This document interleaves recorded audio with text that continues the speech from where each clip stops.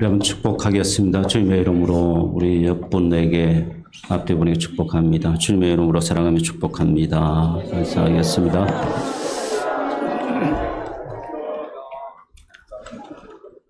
온 세대 예배 두 번째 하나님께 드립니다. 이런 기도와 또 목적을 품었습니다. 온 세대 예배를 드릴 때마다 우리 부모 세대는 어떤 부모가 되려고 하는 것인가 라는 질문에 대한 답을 찾으려고 했습니다. 두 번째는 우리 자녀들에게는 나는 어떤 자녀가 될 것인가.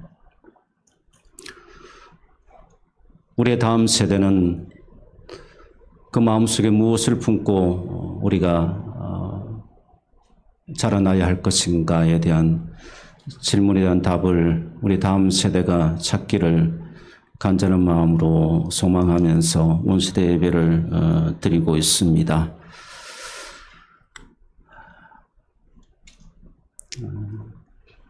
부모가 자녀가 함께 노래하고 함께 기도하고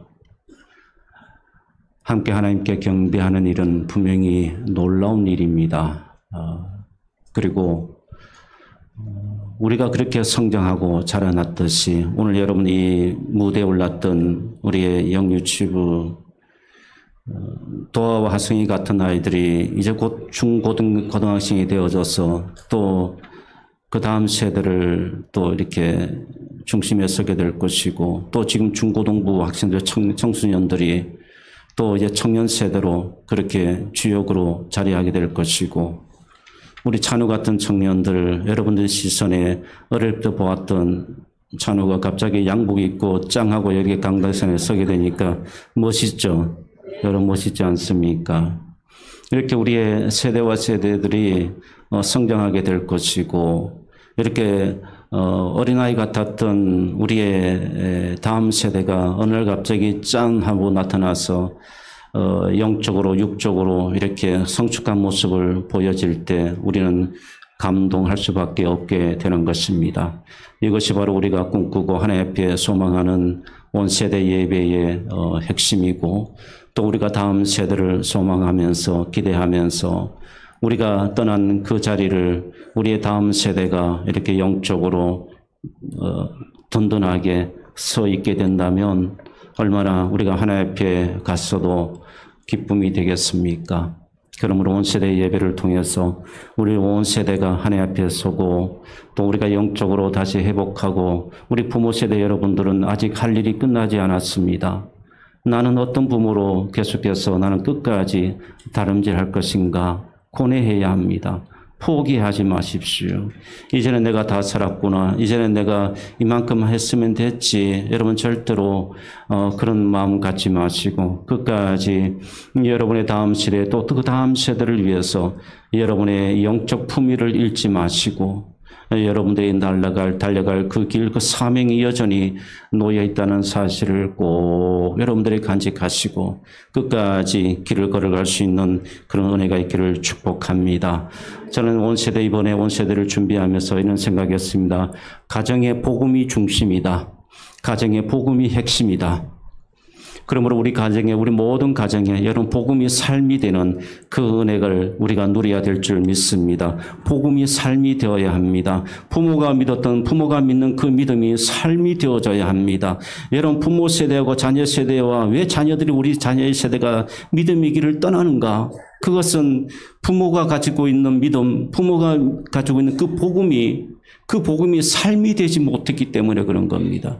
그 복음이 삶이 되어져서 우리의 자녀들에게 투영되어질 때 우리의 자녀들은 그 복음이 삶이 되는 그 은혜를 그대로 고스란히 영적 유산을 가지고 되고 우리의 자녀들에게도 복음이 삶이 되는 그 능력을 우리의 다음 세대가 가지게 되는 것입니다.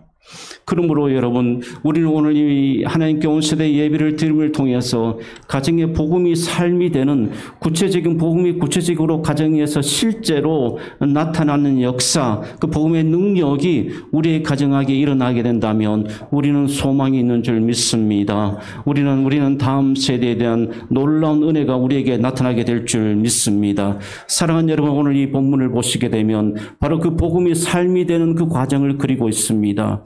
한 가정의 이야기를 통해서 우리에게 복음이 무엇이고 그 복음의 은혜가 능력이 무엇인 것인가를 우리에게 잘 증거해 주고 있는 것이 바로 오늘 여러분 이 가정의 이야기입니다. 모세의 가정의 이야기죠. 여러분, 아므람과 요게벳, 모세의 아버지는 아므람이고 모세의 어머니는 요게벳이라는 여성이었습니다.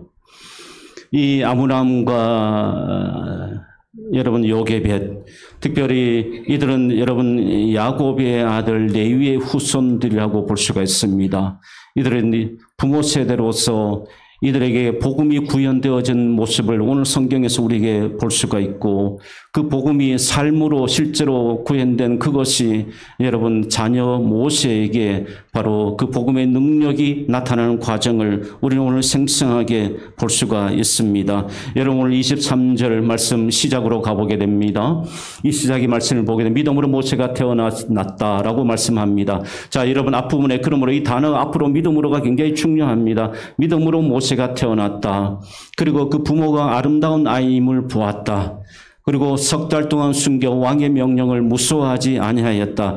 자, 태어나고 부모가 아이의 아름다움을 보았다. 여기까지는 이해가 되는데 갑자기 여러분 석 달 동안 숨겨 왕의 명령을 무서워하지 아니하였다. 여기는 좀 더 여러분 이 상황을 이 당시의 상황을 이해할 필요가 있는 여러분 말씀으로 보여집니다. 석 달 동안 그러면 왜 이 아이를 섬겨야만 했을까? 그리고 왕은 도대체 왕의 명령은 무엇이었으며 그들은 왕의 명령을 무서워하지 않았을까 하는 부분입니다. 그러므로 여러분 이때 당시의 상황으로 한번 잠깐 돌아가 보기를 원합니다. 이스라엘 백성들이 여러분 야곱도 그들은 에집트로 이주해 와서 요셉의 후예로 그들은 고센 땅에서 정착했습니다. 고센 땅에서 이스라엘 사람들이 정착하면서 점점 그 숫자가 늘어가기 시작합니다.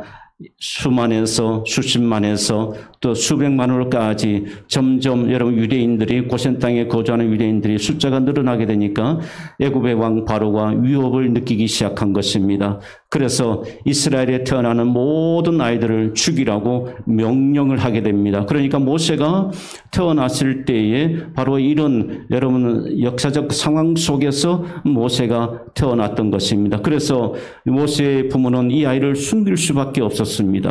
석 달 동안 성경 말씀은 숨겼다. 석 달 동안은 약 100일간이죠. 아이의 100일 때쯤에 아이까지 숨겼는데 더 이상 이 모세를 숨길 수가 없었습니다. 그래서 이 모세를 이제는 부모의 품에서 떠나보야만 했는데 바로 이 모세를 죽일 수가 없어서 그들은 모세를 갈대 상자에 담아서 모세를 나일강으로 흘러 떠나보내게 된 것입니다. 다시 한번 23절 말씀을 보십시오. 석 달 동안 숨겨 왕의 명령을 무서워 아니하였으며 제가 주목하고자 하는 부분이 바로 이 부분입니다. 왕의 명령을 무서워하지 아니하였다. 모세의 부모는 도대체 무슨 배짱으로 여러분 왕의 명령을 무서워하지 아니하였을까? 거기에 대한 답을 앞으로 돌아갑니다. 무엇입니까? 믿음으로. 믿음 때문에 그들은 왕의 명령을 무서워하지 않을 수 있는 담대함을 가지고 있었던 것으로 보여집니다. 사랑하는 부모 세대 여러분, 부모 세대 여러분들이 우리가 큰 실수가 하는 것이 무엇인가 하면 세상이 주는 두려움 앞에 우리가 두려워합니다. 그러면 우리가 세상이 주는 두려움 앞에 두려워하고 떨 때에 그것을 누구가 보고 있습니까? 우리의 자녀들이 보고 있습니다. 우리 부모님이 전능하신 하나님을 믿는데 우리 부모님이 전능하신 하나님께 예배하며 그렇게 살아가시는 분인데 세상의 문제 앞에 두려워한단 말이죠. 초조해하고 근심하고 걱정하고 있습니다. 그러면 자녀들의 생각 속에 무엇이 있는가 하면 아니 우리 부모님이 전능하신 하나님을 믿고 전능하신 하나님이 어떤 분이신가를 내가 교회 학교에서도 배웠고 내가 알고 있는데 우리 부모님이 왜 두려워할까? 그러면서 생각하는 것이 무엇이겠습니까? 우리 부모님이 정말 하나님을 믿는 것인가? 제가 어릴 때 가졌던 생각, 고민이었습니다. 그렇게 신실하게 새벽종을 늘 아파도 비가 오나 눈이 오나 새벽종을 치셨던 부모님이셨는데, 그러나 여전히 한 구석에 세상의 일에 대한 두려움, 염려를 가지고 있는 모습을 보면서 제가 고민했던 부분이 그거였습니다. 복음을 알고부터는 왜 고민하실까? 왜 염려하실까? 왜 근심하실까? 사랑하는 여러분, 제가 세상을 몰라서 그렇게 생각했을 거라고 생각하십니까? 너희들은 세상을 모르니까, 너희들은 부모가 살아가는 세상을, 이 세상을 너희들은 잘 모르니까 너희들은 부모를 이해할 수가 없어. 여러분들이 그렇게 말하시겠습니까?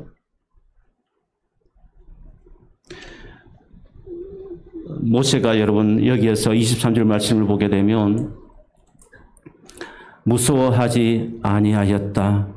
그리고 그 앞부분을 가시면 석 달 동안 숨겼다. 여러분, 이 석 달 동안 숨겼다라는 이 말은 모든 위험을 자기 몸으로 다 대신한다는 말입니다. 그리고 모든 위험을 다 대신하고 이 아이를 보호한다는 그런 뜻이 바로 여러분 숨겼다는 그 의미 속에 담겨져 있습니다. 그러니까 자기에게 닥칠 위험과 모든 고통이 있을 것입니다. 왜냐하면 당시 히브리 어린아이들이 태어나게 되면 모두가 죽임을 당했거든요. 모두가 죽임을 당했습니다. 산파로부터 죽임을 당하고 태어나자마자 곡소리가 나는 가정들이 곳곳에서 진동하고 소리치고 있는데 아우성치고 있는 그 상황 속에서 얼마나 여러분 이 아므람과 요셉이 또 두려웠겠습니까? 얼마나 두려웠겠습니까? 그런데 자기에게 다가오는 그 모든 두려움을 않습니다. 온전히 다 받아낸다는 뜻입니다. 다 받아낸다. 다 받아낼 수 있는 여러분 그 힘의 동력이 어디에서 나왔겠습니까? 앞에 있는 부분 믿음으로 하나님을 믿는 믿음이 있기 때문에 여러분 그것을 다 받아낼 수가 있었던 것입니다. 믿습니까? 우리 부모에게 바로 이것이 필요합니다. 다 받아낼 수 있는 두려워하지 않고 자녀들에게 담대함을 보여줄 수 있는 그 믿음. 우리 부모 세대가 그 믿음을 회복해야 될 줄 믿습니다. 그리고 그래서 여러분 제가 오늘 주목하고 싶은 우리 자녀 세대 여러분 마찬가지입니다. 우리 자녀들과 우리 부모 모두에게 주목하고 싶은 세 가지 동사가 있습니다. 24절 말씀에 맨 뒤에 가시면은 거절하고, 그리고 25절 말씀에 맨 뒤에 가시면은 더 좋아하고, 그리고 26절 말씀에 맨 뒤에 가시면은 상 주심을 바라봅니다. 하나는 거절하고 합니다. 또 하나는 좋아하고, 하나는 마지막 세 번째는 바라봅니다. 이것이 저는 복음이라고 생각했습니다. 이것이 복음이구나. 이것이 우리가 믿는 복음이구나. 내가 예수 그리스도를 믿는다. 하나의 개념 속에 여러분 존재하는 것이 아닙니다. 내가 예수 그리스도가 오신 것을 복된 소식, 기쁜 소식인데 누구든지 그 기쁜 소식을 믿고 예수 그리스도를 영접하는 자 구원을 얻게 된다라고 말씀하고 있습니다. 이것이 복음입니다. 이것이 복음입니다. 이 복음에는 세 가지가 있습니다. 하나는 거절하는 것과, 하나는 좋아하는 것과, 하나는 바라보는 것. 이 모세의 가정 속에 여러분 이 세 가지가 담겨져 있음을 보게 됩니다. 자, 여러분 보십시오. 모세가 거절했습니다. 무엇을 거절했습니까? 다시 한번 24절로 돌아가 보겠습니다. 함께 읽겠습니다. 믿음으로 모세는 장성하여 바로의 공주의 아들이라 칭함받기를 거절하고. 여러분 이것이 얼마나 대단한지를 우리는 실감하지를 못합니다. 바로의 공주의 아들이라 칭함을 받기를 거절했다. 부모 세대 여러분들에게 여러분 이 말씀의 의미가 뭔지를 여러분들이 아셨으면 좋겠습니다. 바로의 공주 무남 동녀입니다. 당시에 투투모스 1세의 무남 동녀로 이 사람 여자가 태어났습니다. 그리고 성장했습니다.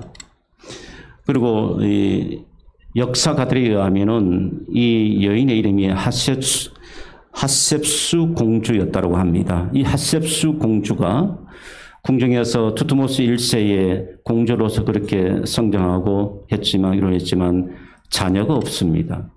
이 자녀가 없던 차에 여러분 그때 당시에 나일강에 이집트의 세계에서 가장 긴 강이 나일강입니다. 물론 어떤 지리학자는 아마존 강이 더 길다, 나일강이 더 길다, 지금 갑론을박이 일어나고 있습니다. 어떤 학자는 아마존 강이 더 길다, 또 어떤 학자는 나일강이 더 길다. 우리가 보통 배운 지리로는 나일강이 가장 긴 곳으로 그렇게 저는 배웠습니다. 세계에서 가장 긴 강 나일강, 그 이집트를 유유히 흐르는 강입니다. 엄청난 비옥한 땅을 주는 그런 강이죠. 그런데 이런 나일강에 여러분 나일강이 어떤 강인가 하면 이집트 사람들에게는 이게 나일강이 여러분 신이었습니다. 강 자체가 그들에게 신이었습니다. 그리고 그들에게 이 나일강은 생산의 신이었습니다. 다른 말로 하면 자녀를 낳게 해주는 신이었습니다. 그래서 이집트 사람들은 이 나일강을 신으로 섬기면서 특별히 어떤 사람들, 아이를 갖지 못하는 여성들이 나일강에 와서 목욕을 하게 되면 아이를 가질 수 있다고 하는 그들만의 전해 내려오는 이야기가 있습니다. 그러니까 나일강을 신으로 섬겼던 사람들에게 충분히 가능한 이야기겠죠. 그래서 여러분 모세가 태어나서 석 달 동안 숨겼다가 그 부모가 갈대상자에 담아서 나일강으로 띄어보내지 않습니까? 지도를 한번 보여주십시오. 이 지도를 보시게 되면 그 당시에 고센 땅의 나일강의 모습입니다. 고센 땅에 이스라엘 백성들이 살고 있었던 그 주변의 나일강의 모습인데 여러분 주변에는 갈대들이 이렇게 아주 많이 우겨져 있습니다. 그 갈대들이 우겨져 있는 그 나일강에 조그만 갈대상자를 띄워서 내려보냈습니다. 첫 번째로 우리가 생각해야 될 것은 여러분 육안으로도 분辨하기 어려워요. 갈대들이 우겨져 있기 때문에. 그리고 왜 하필이면 이 핫셉수 공주가 그 나일강도 그 넓은 나일강 가운데 그곳이 왔을 때 그 갈대 상자가 여러분 발견되어졌을까 하는 부분, 여러분 이것이 우연이겠습니까? 이 가정에 흐르는 복음의 능력, 믿음으로 이루어지는 하나님의 역사, 하나님의 섭리인 것입니다. 자, 그리고 여러분 이 아이가 없기 때문에 이 공주가 나일강에 와서 목욕을 하러 나왔습니다. 그리고 그 아이를 요셉의 갈대상자를 발견하게 됩니다. 그리고 찾게 되는 것입니다. 사랑하는 여러분, 그리고 모세는 애굽의 궁전에서 그는 왕자로 그렇게 이제 길림을 받게 됩니다. 특별히 역사가들의 이야기에 따르면 이 핫셉수 공주가 아버지 투트모스 1세가 죽게 되면 자기가 왕위를 이어가야 되지만 이 공주는 특별히 그런 욕심이 없었다고 그래요. 그래서 자기가 나일강에서 건진 이 아이, 이 모세를 키워서 자기의 왕으로 투트모스 1세의 아버지의 대를 이어서 왕을 잇게 하기 위해서 그렇게 관심을 가지고 이 아이를, 이 모세를 키웠다, 양육했다라는 그런 이야기가 있습니다. 그러니까 애굽에서 이런 모세가 받은 교육을 한번 상상해 보십시오. 최고의 학문을 배웠을 겁니다. 이 사실을 사도행전 기자는 7장 22절에 이렇게 말씀하고 있습니다. 모세가 애굽 사람의 모든 지혜를 배워 그의 말과 하는 일들이 능하더라 그랬습니다. 그 당시에 애굽의 학문들을 보게 되면 과학이나 수학이나 천문학이나 의학 이런 모든 학문들이 그때 당시에 애굽이 발달되어 있었던 겁니다. 그러니까 모세가 궁정에서 최고의 스승 밑에서 최고의 학문을 여러분 다 배웠던 것입니다. 이 사실을 유대 역사가인 필로는 이렇게 소술하고 있습니다. 모세는 음악과 기하학과 상형 문자, 수학, 과학, 예술, 그리고 그리스와 아수리의 지혜 등 모든 방면의 것들을 모세가 다 배웠다 그랬습니다. 자, 이런 모세입니다. 이 모세가 다시 한번 여러분 24절 말씀으로 돌아가 봅니다. 24절 말씀으로 가보시게 되면 믿음으로 모세는 장성하여 바로의 공주의 아들이라 칭함받기를 거절하고, 여기에 무엇이 함축되어져 있는지 여러분들이 짐작하실 것입니다. 왕의 자리도 이 단어 속에, 거절했던 단어 속에 스며 있고, 애굽에서 사람으로서 누릴 수 있는 최고의 부귀 영화에 대한 부분도 거절했다는 그 단어 속에 포함되어져 있습니다. 사랑하는 여러분, 복음은, 믿음은 거절하는 것입니다. 무엇을 거절하는 것입니까? 세속의 가치관을 거절하는 것이고, 세속의 문화를 거절하는 것이고, 하나님이 없는 성공을 거절하는 것이고, 하나님 없는 출세를 거절하는 것이고, 하나님 없는 삶을 거절하는 것입니다. 믿습니까? 이것이 바로 복음입니다. 여러분, 이것이 바로 우리 부모 세대뿐만 아니라 우리의 다음 세대에게 이 거절하는 능력, 이 복음의 능력을 우리의 다음 세대에게 전해줄 수 있어야 합니다. 우리의 다음 세대가 여러분 세상이 주는 것을 무분별하게 먹고 마신다면 우리의 다음 세대도 소망이 없어요. 우리가 아무리 외치고 우리가 소망을 가져도 우리의 다음 세대들이 복음으로, 그들이 믿음으로, 여러분 앞에 나오는 것처럼 계속해서 23절, 24절 계속해서 앞에 나오는 단어가 무엇입니까? 믿음으로. 이것은 우리에게 굉장한 것을 우리에게 말씀해 주고 있는 것입니다. 우리의 자녀들이 믿음으로 준비되어져야 된다는 것을 말씀해 주고 있는 것입니다. 왜 공부해야 하는지 우리의 자녀들이 믿음으로 그것을 깨달아야 한다는 것입니다. 왜 내가 대학을 가야 하는지, 왜 내가 이 일을 해야 하는지에 대해서도, 왜 내가 이런 사람이 이렇게 내가 세상 가운데 이렇게 살고 싶다, 그렇게 꿈을 가지고 소망을 가지는 것도 그 앞에 무엇입니까? 믿음으로 그것을 바라보고, 믿음으로 판단하고, 믿음으로 그것이 하나님의 말씀을 떠나는 것이 된다면, 그것이 내가 여호와 하나님을 배반하고 내가 여호와 하나님을 경외하지 않게 되는 일이 된다면 그것을 거절할 수 있는 노, 안 하겠습니다. 이것이 바로 이런 복음인 것입니다. 믿습니까? 우리의 다음 세대가 이렇게 준비되어져야 합니다. 그런데 사랑하는 부모 세대 여러분 자녀에게 내 자녀가 이런 자녀가 될 수 있도록 여러분들이 기도해 보신 적이 있습니까? 만약 그것이 없다면 여러분 안에 있는 복음은 가짜일 수 있습니다. 이건 심각한 우리에게 여러분 주는 도전입니다.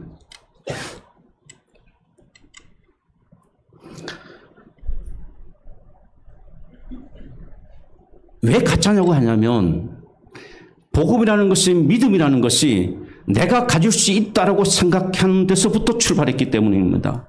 사랑하는 여러분, 믿음이라는 것은 내가 가질 수 있다라고 내가 소유할 수 있는 것이 믿음이 아닙니다. 내가 사유할 수 있는 것이 믿음이 아니에요. 믿음이라는 것은 여러분 내가 그 믿음에 내가 종속당하는 것입니다. 믿음에 내가 종속당하는 것이에요. 그러니까 믿음이 나를 이끌어가는 것입니다. 내가 믿음을 사유해서, 내가 믿음을 소유해서 그것을 발휘해서 내가 무엇을 할 수 있다, 이것이 믿음이 아닙니다. 말씀도 역시 마찬가지입니다. 내가 말씀을 이해하고 내가 말씀을 해석해서 내가 그 말씀을 이렇게 삶으로 내가 살아가야지. 아니요. 여러분 그렇게 해서 성공한 적이 있습니까? 아닙니다. 말씀이 내 안에 들어와서, 말씀이 내 머릿속에, 내 가슴속에 들어와서 그 말씀이 나를 이끌어가는 것입니다. 그 말씀이 나를 행동하도록 이끌어가는 것입니다. 그 말씀이 나로 하여금 하나님의 뜻대로 살아가도록 하는 것입니다. 내가 이해하고 내가 해석한 말씀이 나를 인도하는 것이 아니라 말씀 그 자체가 내가 이해하지 해석하지 못한 말씀이라 할지라도 그 말씀이 나를 이끌어가고 그 말씀이 나를 인도해 가는 것입니다. 이것이 바로 여러분 믿음입니다. 믿습니까? 이것이 믿음이에요. 여러분 예수님이 내 안에 산다는 개념이 무엇이겠습니까? 예수님이 내 안에 사신다. 내가 예수를 이해하고 내가 예수님처럼 사는 것이 아닙니다.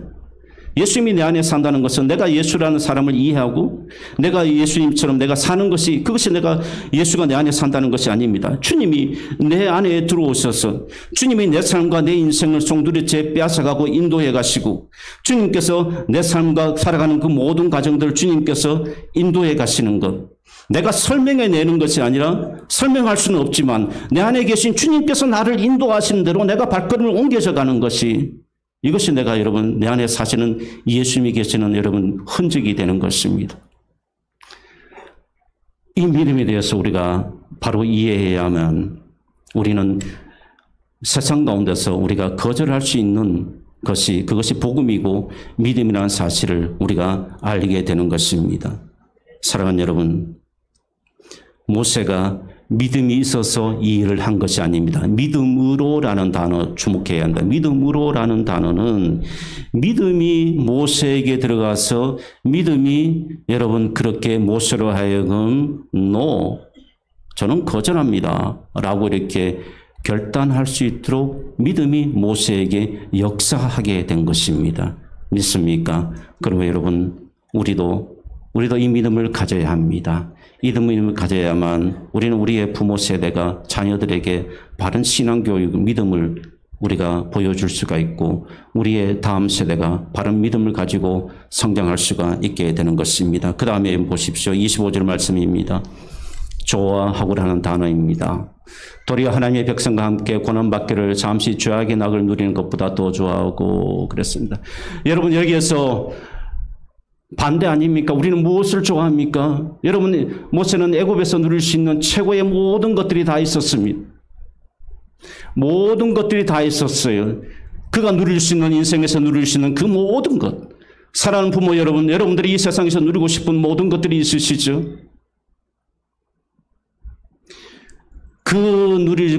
누리지 못해서 안타까워하고 누리지 못해서 아파하고 누리지 못해서 힘들어하지 않았습니까? 정말 하나님의 일을 위해서 주님의 일을 위해서 내가 힘들어하고 아파하고 고뇌하고 슬퍼하면서 나는 어떻게 하면 나라고 하는 사람이 내가 나라고 하는 사람이 있죠. 어떻게 하면 내가 주를 위해서 내가 가치 있는 삶을 좀 더 살아드릴 수 있을까? 여러분 이런 고뇌, 이런 아픔, 이런 고통보다는 여러분들 세상에서 좀 더 누리지 못한 것 때문에 여러분들 소유하지 못한 것 때문에 여러분들 아파하고 힘들어하지 않았습니까? 왜 우리는 그래야만 합니까?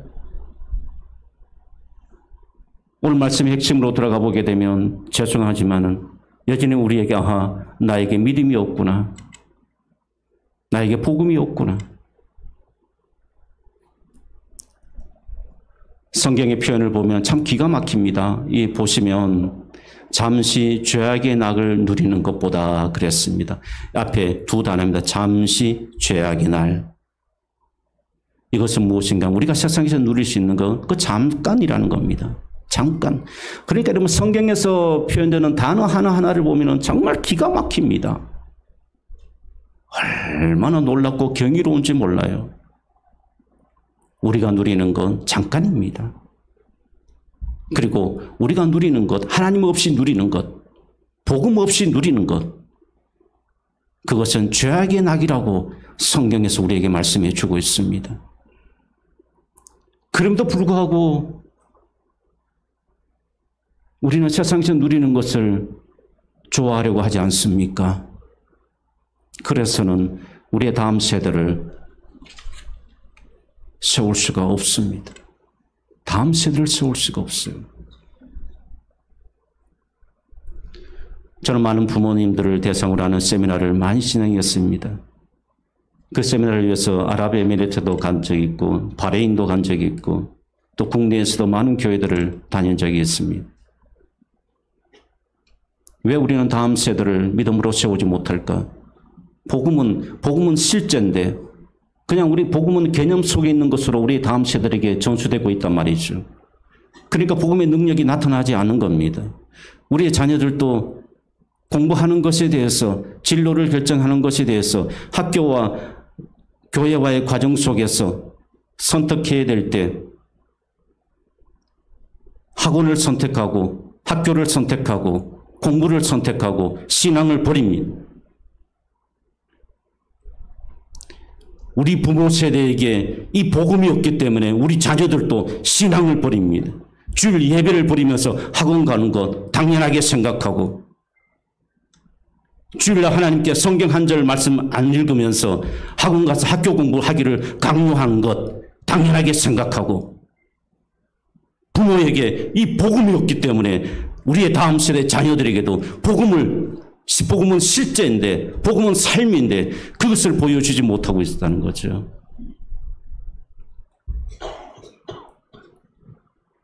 사랑하는 여러분, 저는 이 좋아하고라는 이 단어를 이렇게 말씀을 준비하면서 이해를 얻습니다. 하나님 없이 잘 되는 것, 하나님 경외하지 아니하고 하나님께 진정한 예배자로 살지 못하면서 세상에 이루는 꿈을 꾸고 세상의 성공을 이야기하고 세상의 부를 꿈꾸면서 살아가는 것, 그리고 세상이 주는 안락함에 누리고 싶은 그 마음,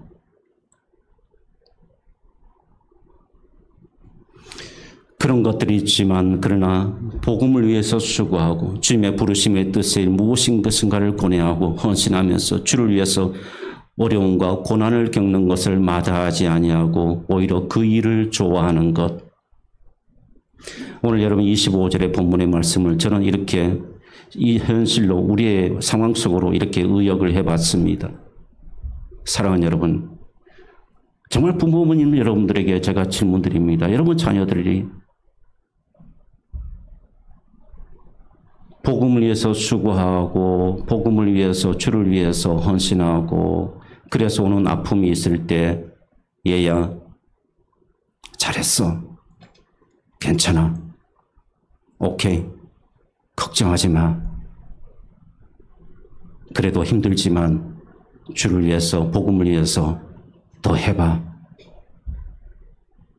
여러분 그렇게 하시겠습니까? 아니면 야 때려치워, 뭘 그렇게 힘들게 신앙생활을 하려고 해, 다른 사람도 안 하는데 그만둬, 왜 이렇게 손해보는 일 네가 그렇게 하시려고 해? 네가 뭐 잘나 뭐 못났다고 교회 가서 그렇게 굽신거리면서 섬기고 봉사하려고 해? 그만둬. 여러분 그렇게 하시겠습니까?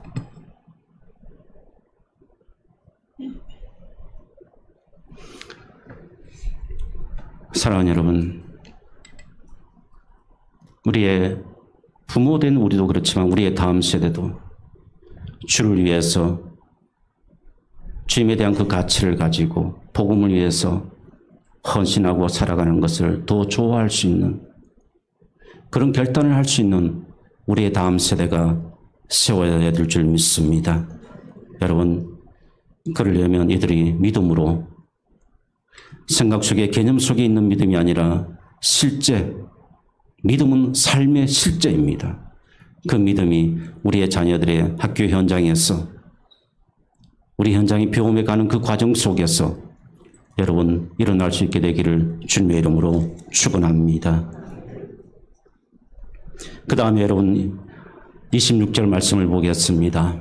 세 번째 중요한 동사가 있습니다. 바로 함께 읽겠습니다. 그리스도를 위하여 받는 수모를 애굽의 모든 보화보다 더 큰 재물로 여겼으니 이런 상 주심을 바라봄이라. 어느 선박에서 있었던 일입니다. 토요일이었습니다. 물건을 잔뜩 실은 선박이 오후에 도착했습니다. 사장은 직원들을 모아놓고 이렇게 이야기합니다. 내일이 일요일인 것은 알지만 선박이 이제 당도했으니까 내일은 모두 출근해서 선박에 실리는 짐들을 함께 내려주면 좋겠소. 많은 사람들이, 대부분의 그리스도인들이 이해, 아이들, 감히 어떻게, 그리고 내 이건 직장은 내 밥줄인데 내일 주일 한 번쯤 빠지면 뭐 그게 뭐가 그렇게 대수롭다고. 예, 하겠습니다. 그러지 않겠습니까? 그런데 여러분 그때 한 청년이 일어났습니다. 그리고 청년이 이렇게 이야기합니다. 사장님, 저는 일하는 것 자체를 싫어하지 않습니다. 저는 월요일부터 금요일까지, 토요일까지 저는 열심히 다른 사람보다 더 일을 합니다. 그러나 내일은 주일입니다. 저는 교회에 가서 하나님께 예배를 드려야 합니다. 그래서 내일은 출근할 수가 없습니다. 당당하게 사장에게 이렇게 이야기합니다. 사장이 그 말을 들은 사장이 기분 좋겠습니까? 언짢죠. 그래서 이야기한, 그래? 그러면 안 되겠구만. 넌 회사 fire, you are fire. 너는 그만둬야 돼. 해고 명령을 내립니다. 결국 이 청년은 주일 일하는 것에 대한 반대가 아니라 하나님께 예배 드리기 위해서 이야기한 것이, 그것이 화근이 되어져서 직장에서 쫓겨나게 되었습니다. 그리고 새로운 일자리를 찾아다녔지만 쉽게 찾아지지가 않았습니다. 그러던 어느 날입니다. 선박회사 사장에게 그의 절친한 친구부터 전화가 왔습니다. 여보게, 이번에 새로운 은행을 내가 열게 되는데, 설립하게 되는데 정말 신선한 사람이 필요하네. 정말 신선한 사람이 필요해. 나와 함께 믿고 의지할 수 있는 우리 은행의 업무를 자네가 잘 알지 않나. 그러니까 이거는 신뢰하지는 안 되는, 또 그리고 새로 설립하는 이름으로 정말 내가 목숨처럼 여길 수 있는 신실한, 신뢰할 수 있는 사람이 필요하네. 혹시 자네 주변에 이런 사람 좀 소개해 줄 수 있나. 그렇게 선박회사 사장에게 이야기를 했습니다. 자, 그때에 선박회사 사장이 그 통화를 끝내자마자 머릿속에 떠올랐던 청년이 하나 생각이 났습니다. 그 청년은 자기에게 유쾌함을 준 청년이 아닙니다. 자기의 일을 어쩌면 거절했던 그런 청년입니다. 그런데 이 선박회사 사장은 어떤 생각을 했느냐 하면, 저 사람이 비록 저 사람을, 그 청년을 쫓아낸 사람이지만 그 청년이 신실하다는 생각을 바로 이 선박회사 사장이 한 것입니다. 그래서 해고했던 그 청년을 은행을 설립하는 친구에게 소개를 해 주었습니다. 그리고 이렇게 말합니다. 그 청년 자기의 환경이나 여건에 따라서 자기의 믿음과 신념을 바꾸는 사람이 아니다. 사랑하는 여러분, 우리가 가진 이 복음은, 우리의 믿음은 내가 처한 상황이나 환경에 따라서 바꾸는 것이 아닙니다.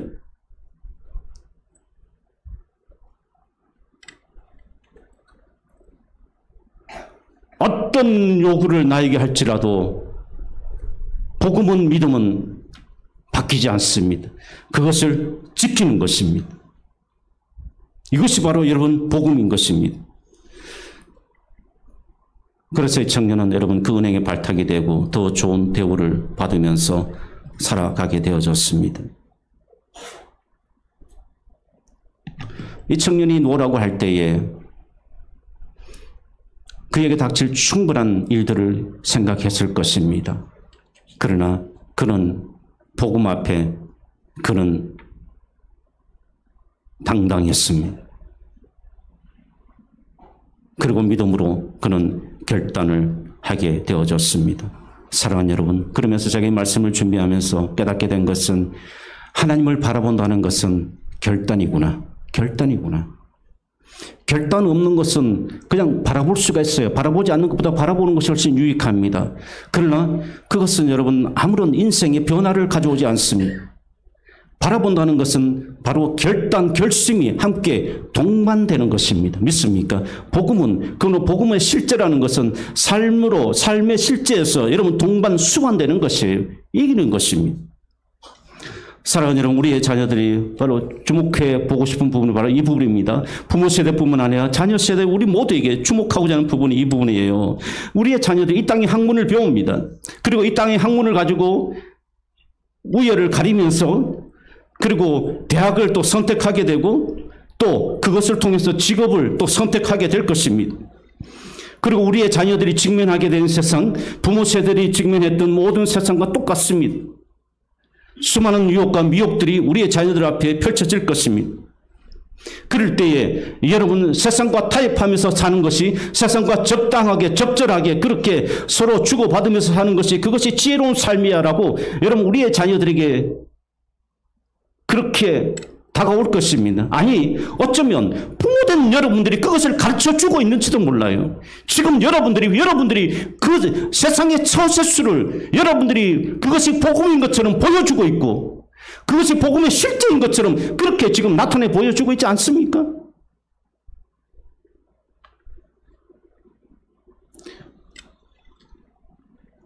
주일날 하나님께 예배 드리지 않는 것에 대해서 아무런 거리낌이나 아무런 내 자녀가 하나님께 경배하지 않냐고, 내 자녀가 하나님께 성경조차 읽지 않는 것에 대해서 아무런 감각이 없는 부모 여러분,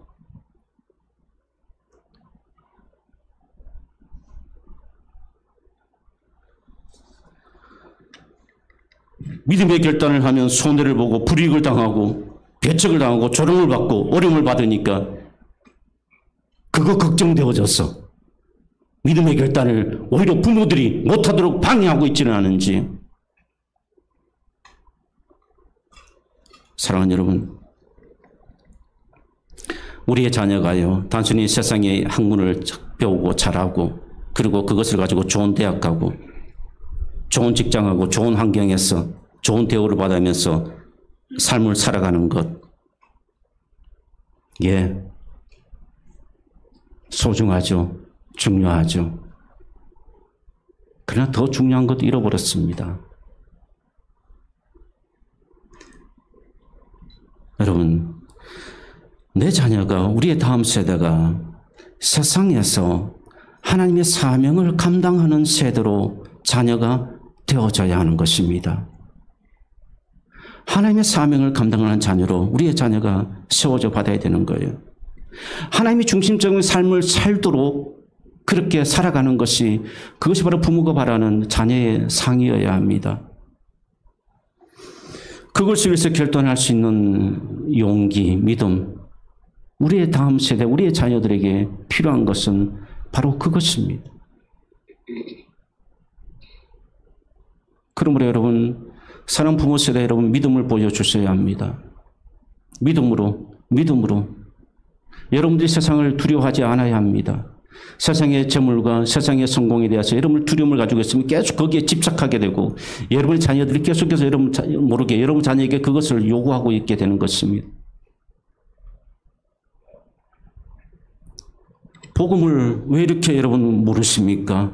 복음은 그런 것이 아닌데, 다니엘서 1장 8절 말씀을 보게 되면 이 말씀 함께 보겠습니다. 다니엘은 뜻을 정하여 왕의 음식과 그가 마시는 포도주로 자기를 더럽히지 아니하리라 하고, 자기를 더럽히지 아니하도록 환관장에게 구하니. 여러분, 이 말씀이 얼마나 대단한 결단인지 아십니까? 다니엘 이런 말 하면 죽어요. 바빌론 사람도 아니요, 포로된 자요. 그런데 포로된 자가 이런 요구를 할 수 있는 자격이 됩니까? 자격 될 수 안 되죠. 근데 다니엘이 담대하게 이 요구를 하게 됩니다. 하나님을 바라보는 믿음이 있었기 때문에 다니엘은 이 결단을 할 수가 있었던 것입니다. 사랑하는 여러분, 우리의 다음 세대가 그저 공부를 잘하는 것 만족한다면 여러분들은 복음을 모르는 분들이에요. 복음을 아신다면 그 만족을 하지 마시고, 내 자녀가 바른 세계관, 성경관을 가지고 정말 하나님 중심으로 이 아이가 공부를 하고 있는 것인가? 그리고 이 아이 꿈속에 되려고 하는 그 비전 가운데 하나님은 있는가? 하나님을 위해서, 복음을 위해서 살려고 하는 그 믿음은 있는 것인가? 여러분, 그것을 들여다보는 부모가 되어져야 합니다. 사랑하는 여러분, 복음이 가장 필요한 것이, 그러므로 저는 이렇게 결론을 내렸습니다. 가정이구나. 가정에 복음이 필요하구나. 자녀에게 무엇을 물려주기를 원하는가 질문 앞에 여러분의 가치관과 우선순위를 한번 점검해 볼 수 있기를 원합니다.